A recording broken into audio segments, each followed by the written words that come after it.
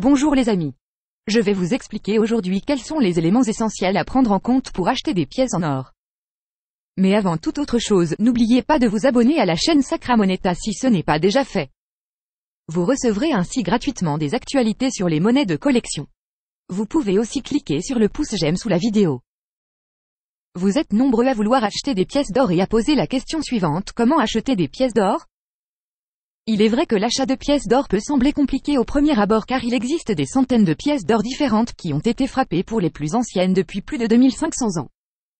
On peut essayer d'expliquer simplement les éléments principaux à prendre en compte avant d'acheter des pièces en or. Pour commencer, on peut diviser les pièces d'or en deux grandes catégories, les pièces de collection et les pièces d'investissement.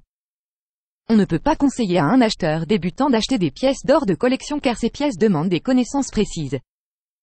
Avant d'acheter des pièces d'or de collection, il est impératif de se documenter, car il s'agit d'un marché très particulier, complètement différent du marché des pièces d'or d'investissement.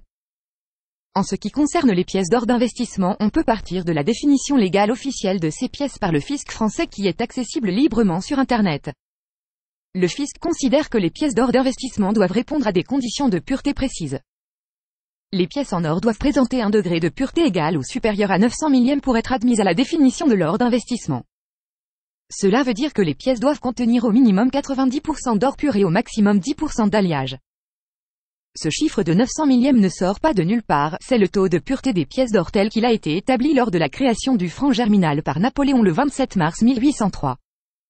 Cette date correspond au 7 germinal an 11 dans le calendrier révolutionnaire français, d'où le nom de franc germinal. Précisons que les pièces d'or qui étaient autrefois destinées à la circulation courante n'étaient pas constituées d'or pur à 100% car l'or pur est un métal inductile, c'est-à-dire facilement malléable.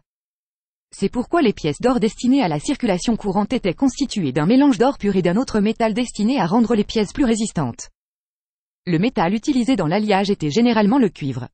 Ainsi, une pièce d'or française de 20 francs Napoléon pèse 6,45 g et contient 5,80 g d'or pur et 0,65 g de cuivre. Notons que toutes les pièces anciennes n'avaient pas forcément un titre à 900 millièmes. Par exemple, les pièces d'or d'Angleterre, les souverains avaient un titre de 916,7 millièmes. Ces pièces rentrent donc dans la définition légale française des pièces d'or d'investissement. Aujourd'hui, les pièces d'or modernes d'investissement ne sont plus destinées à la circulation courante. L'usage s'est donc répandu de produire des pièces d'or pures à pratiquement 100%, par exemple les Maple Leaf du nonce du Canada.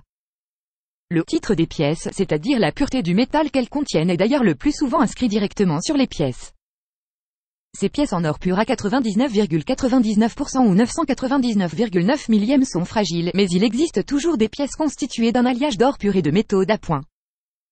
Par exemple, les pièces d'or American Gold Eagle sont composées d'or pur à 91,67% et d'un mélange de 3% d'argent et de 5,33% de cuivre.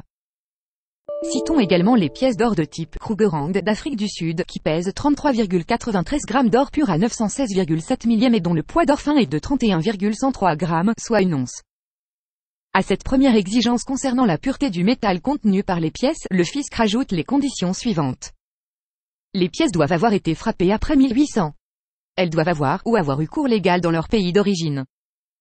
De plus, les pièces doivent être habituellement vendues à un prix qui ne dépasse pas de plus de 80% la valeur sur le marché libre de l'or que contiennent les pièces. On obtient ainsi la définition des pièces d'or de collection. Il s'agit des pièces frappées antérieurement à 1801 et ou dont le prix est supérieur de plus de 80% à la valeur de l'or qu'elles contiennent. En ce qui concerne le cours légal, cela signifie que les pièces doivent avoir eu dans le passé le statut officiel de monnaie légale. La précision apportée par la loi qui dit que les pièces doivent avoir eu cours légal dans le pays d'origine est loin d'être sans importance. Par exemple, les pièces d'or françaises de 20 francs ont toutes été démonétisées, ce qui veut dire qu'elles n'ont plus cours légal. Autrement dit, on ne peut plus les utiliser comme moyen de paiement. Mais comme elles ont eu cours légal par le passé, elles font partie de plein droit de la catégorie des pièces d'or d'investissement. Les pièces frappées postérieurement à 1800 et dont le titre d'or pur est supérieur à 900 millièmes sont très nombreuses. On peut citer bien sûr les pièces françaises de type Napoléon ou 20 francs or, mais aussi les pièces des États-Unis, d'Angleterre, les souverains, d'Allemagne, les Reichsmark, de Belgique, de Suisse, d'Italie, etc. En ce qui concerne les pièces modernes, à titre pratique, la Commission européenne fixe chaque année avant le 1er décembre une liste des pièces qui seront considérées comme de l'or d'investissement pendant l'année suivante. Fiscalement, l'ensemble de ces pièces sont exonérées de TVA et bénéficient d'un régime fiscal avantageux lors de la revente. Lorsqu'il revend son or, le détenteur de pièces d'or peut choisir entre deux options. Soit une taxe forfaitaire de 11,5%, la taxe sur les métaux précieux, soit la taxe sur les plus-values réelles, à condition de pouvoir justifier du prix et de la date d'acquisition. La deuxième option est extrêmement intéressante. Elle permet de ne payer que 36,2% de la plus-value, avec une décote de 5% par an à partir de la troisième année de détention. Avec cette option, l'investisseur est totalement exonéré d'impôt sur la plus-value réelle au bout de 22 ans de détention. Et dans tous les cas, il n'y a pas d'impôt en cas de moins-value, quelle que soit la durée de détention. Pour justifier le prix et la date d'acquisition, l'investisseur doit conserver les factures d'achat et ces pièces ou lingots d'or doivent être scellées avec le numéro de la facture qui prouve leur origine. En résumé, on peut conseiller à un acheteur débutant de choisir des pièces d'or qui sont conformes aux préconisations du fisc français et européen.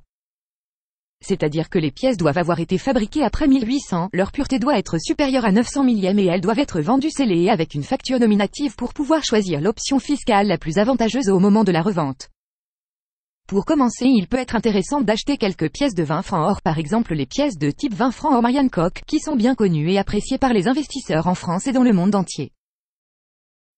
Cette présentation des éléments essentiels à prendre en compte pour acheter des pièces en or est terminée. Pour en savoir plus, cliquez sur les liens sous la vidéo. Si cette vidéo vous a plu, n'oubliez pas de cliquer sur le pouce j'aime sous la vidéo. Merci pour votre attention et à bientôt.